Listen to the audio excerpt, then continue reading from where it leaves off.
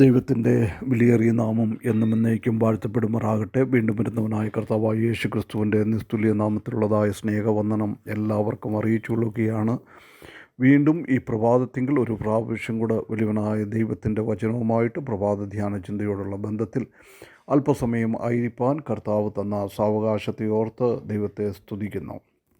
ഈ ദിവസങ്ങളിൽ നാം പുറപ്പാട് പുസ്തകം 19-ാം അധ്യായത്തിൽ നിന്നാണ് ചില ധ്യാന ചിന്തകൾ പങ്കിട്ടുകൊണ്ട് ഇരിക്കുന്നത്.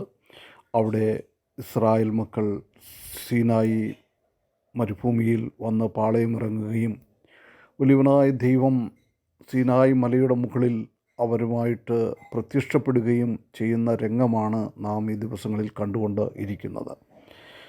കഴിഞ്ഞ ദിവസം നാം 19-ാമത്തെ വാക്യം വരെ ചിന്തിക്കുകയുണ്ടായി. ഇന്ന് നമുക്ക് 20-ാമത്തെ വാക്യത്തിലേക്ക് നോക്കാം.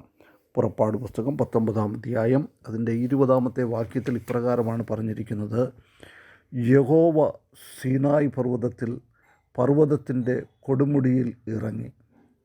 യഹോവ മോശയെ പർവ്വതത്തിൻ്റെ കൊടുമുടിയിലേക്ക് വിളിച്ചു.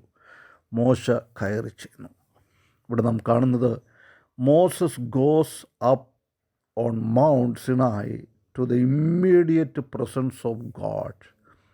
വലിയവനായ ദൈവത്തിൻ്റെ ആ സാന്നിധ്യത്തിനു വേണ്ടി മോശ സീനായി പർവ്വതത്തിലേക്ക് കയറുന്ന രംഗം ഇവിടെ നമുക്ക് കാണുവാനായിട്ട് സാധിക്കും.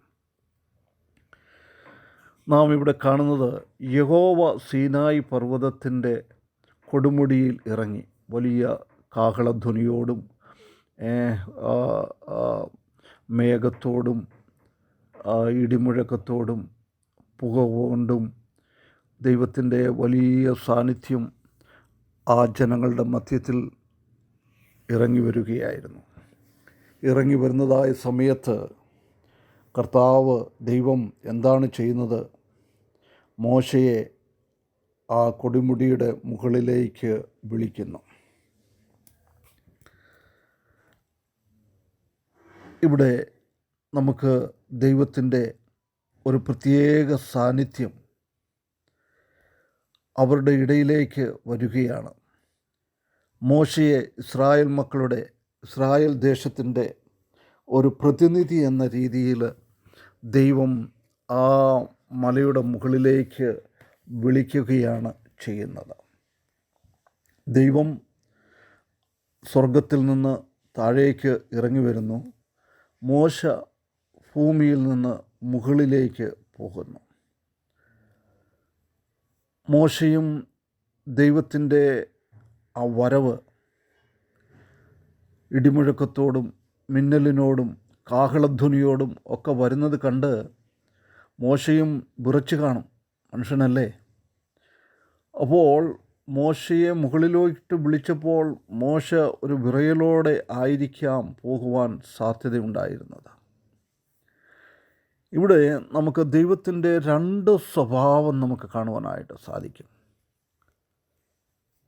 ഒന്ന്, വലിയവനായ ദൈവം അത്ഭുതകരമായ ശക്തിയുള്ളവനാണ്. ദൈവത്തിൻ്റെ ശക്തിയാണ് ഇടിമുഴക്കത്തിലും മിന്നലിലും കാഹളധ്വനിയിലും ഒക്കെ നാം കണ്ടത്.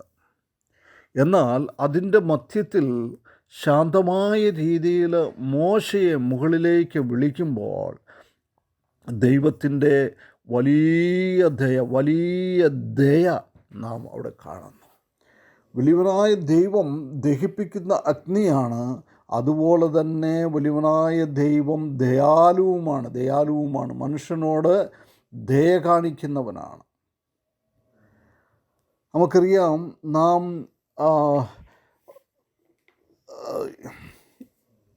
സങ്കീർത്തനം 90-ന്റെ 3-ാമത്തെ വാക്യത്തിലേക്ക് നാം വായിക്കുമ്പോൾ, നീ മർത്യനെ പൊടിയിലേക്ക് മടങ്ങിച്ചേരുമാറാക്കുന്നു, മനുഷ്യപുത്രന്മാരെ തിരികെ വരുവീൻ എന്ന് അരുളി ചെയ്യുന്നു. വലിയവനായ ദൈവം കർത്താവ് വരുന്ന സമയത്ത് മോശയെ എപ്രകാരം വിളിച്ചുവോ അതുപോലെ തന്നെ എല്ലാ മനുഷ്യപുത്രന്മാരെയും പൊടിയിൽ നിന്ന് ഉയരുവാൻ ദൈവം മുകളിലേക്ക് വിളിക്കും. വെളിപ്പാട് പുസ്തകം 4-ാം അധ്യായം 1-ാമത്തെ വാക്യത്തിൽ നാം കാണുന്നത് യോഹന്നാൻ സ്വർഗം തുറന്നിരിക്കുന്നത് കണ്ടു. അവിടെ നിന്ന് വിളിക്കുകയാണ്, നീ ഇവിടേക്ക് കയറി വരിക. ഇനിയും സംഭവിക്കുവാനുള്ളതായ കാര്യങ്ങൾ, സ്വർഗീയ ദർശനങ്ങൾ കാണിക്കുവാൻ വേണ്ടി മോശയെ ദൈവം സ്വർഗത്തിലേക്ക് വിളിക്കുന്നു. യോഹന്നാനെ ദൈവം സ്വർഗത്തിലേക്ക് വിളിക്കുന്നു. യോഹന്നാൻ സഭയുടെ ഒരു പ്രതിനിധിയായിട്ട്, മോശ ഇവിടെ ഇസ്രായേൽ മക്കളുടെ പ്രതിനിധിയായിട്ട് സീനായ് മലയിലേക്ക് പോയതുപോലെ തന്നെ വലിയവനായ ദൈവം സഭയുടെ പ്രതിനിധിയായിട്ട് യോഹന്നാനെ വിളിക്കുന്നതാണ് കാണുന്നത്. ഇന്ന് നാം ഭൂമിയിലായിരിക്കുന്നു, എന്നാൽ ഒരിക്കൽ നാം ഈ കർത്താവിൻ്റെ സന്നിധിയിലേക്ക് ചേരുവാനായിട്ട് പോകുന്നു. നാം 1 തെസ്സലോനിക്കർ 4-ാം അധ്യായം അതിൻ്റെ 16-ാമത്തെ വാക്യത്തിൽ ഇപ്രകാരം നാം വായിക്കുന്നു, കർത്താവ് താൻ ഗംഭീരനാദത്തോടും പ്രധാന ദൂതൻ്റെ ശബ്ദത്തോടും ദൈവത്തിൻ്റെ കാഹളത്തോടും കൂടെ സ്വർഗത്തിൽ നിന്ന് ഇറങ്ങി വരികയും ക്രിസ്തുവിൽ മരിച്ചവർ മുമ്പേ ഉയർത്തെഴുന്നേൽക്കുകയും 17-ാമത്തെ വാക്യത്തിൽ പിന്നെ ജീവനോടെ ശേഷിക്കുന്ന നാം അവരോട് ഒരുമിച്ച് ആകാശത്തിൽ കർത്താവിനെ എതിരേൽക്കുവാൻ മേഘങ്ങളിൽ എടുക്കപ്പെടും. ഇങ്ങനെ നാം എപ്പോഴും കർത്താവിനോട് കൂടെ ഇരിക്കും. നോക്കുക, എത്ര വലിയൊരു ഭാഗ്യമാണ് കർത്താവ് നമുക്ക് തന്നിരിക്കുന്നത്. മോശയെ, ഇസ്രായേൽ മക്കളെ കാണുവാൻ, മോശയെ വിളിക്കുവാൻ വലിയവനായ ദൈവം സ്വർഗത്തിൽ നിന്ന് സീനായ് മലയിലേക്ക് വന്നതുപോലെ തന്നെ നമ്മെയും ചേർക്കുവാൻ, ദൈവമക്കളെ ചേർക്കുവാൻ, കർത്താവായ യേശു ക്രിസ്തുവിൻ്റെ രക്തത്താൽ വീണ്ടെടുക്കപ്പെട്ട ദൈവജനങ്ങളെ ചേർക്കുവാൻ തക്കവണ്ണം ഒരിക്കൽ കർത്താവ് സ്വർഗത്തിൽ നിന്ന് ഇറങ്ങി വരികയും നാം മേഘങ്ങളിലേക്ക് വരും.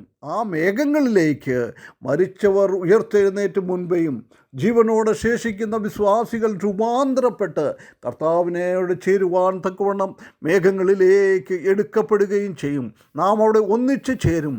അതിനുശേഷം എല്ലാ കാലവും നാം കർത്താവിനോട് കൂടെ വസിക്കും. ആ വലിയൊരു പ്രത്യാശ നമുക്ക് ദൈവം തന്നിരിക്കുകയാണ്. ദൈവം ദയുള്ള ദൈവമാണ്. നമ്മോട് ദയ കാണിച്ചു. അവൻ നമ്മെ സ്നേഹിച്ചു. തൻ്റെ സ്വനോമന പുത്രനെ നമുക്ക് വേണ്ടി ഈ ഭൂമിയിലേക്ക് അയച്ചു. എത്രയോ വലിയൊരു ഭാഗ്യമാണ്.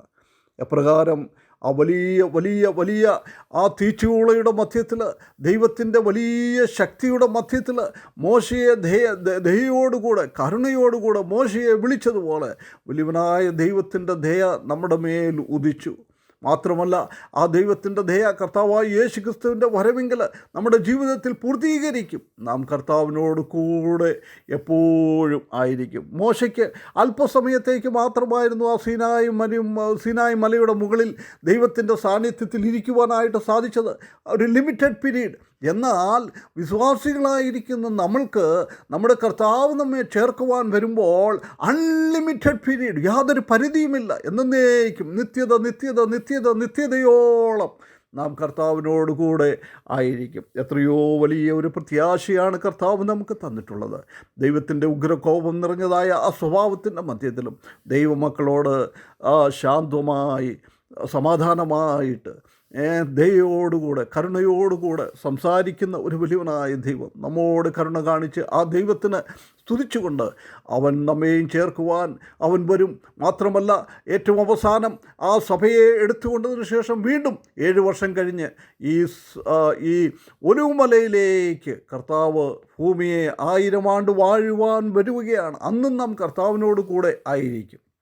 എത്ര വലിയ, മോശയെക്കാളിലും എത്രയോ വലിയ പ്രത്യാശയാണ് പുതിയ നിയമവിശ്വാസികളായിരിക്കുന്ന നമുക്ക് കർത്താവ് തന്നിരിക്കുന്നത്. ആ കർത്താവിനെ നമുക്ക് സ്നേഹിച്ചുകൊണ്ട്, മഹത്വപ്പെടുത്തിക്കൊണ്ട്, അവനെ എതിരേൽക്കുവാൻ തക്കവണ്ണം നമുക്കും ഒന്ന് ശുദ്ധീകരിച്ച് നമ്മുടെ ജീവനെ, ആത്മാവിനെ, നമ്മുടെ മനസ്സിനെ എല്ലാം ശുദ്ധീകരിച്ചുകൊണ്ട് ജീവിക്കുവാൻ വലിയവനായ ദൈവം നമ്മെ ഓരോരുത്തരെയും സഹായിക്കട്ടെ. അവൻ്റെ വിലയേറിയ നാമം എന്നും എന്നേക്കും വാഴ്ത്തപ്പെടുമാറാകട്ടെ.